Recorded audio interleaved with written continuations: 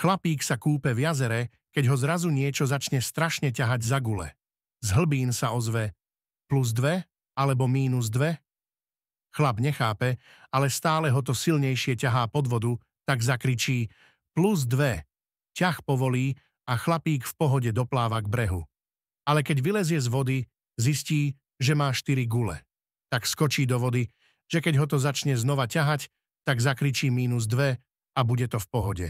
Pláva, pláva a zrazu ešte silnejší ťah za gule a z hlbín sa ozve +4 alebo -4. Prišla pani k súkromnému doktorovi, ktorý mal v ten deň zrovna blbú náladu a tak, keď ju prezrel, prehlásil na adresu jej bolestí: no, budete sa musieť naučiť s tým žiť. Keď jej potom prišiel účet na 350 €, poslala ho späť s poznámkou: budete sa musieť naučiť žiť bez toho.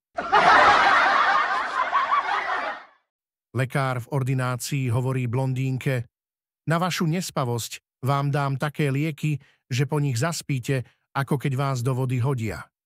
To nerobte, pán doktor. A prečo nie? Ja vôbec neviem plávať.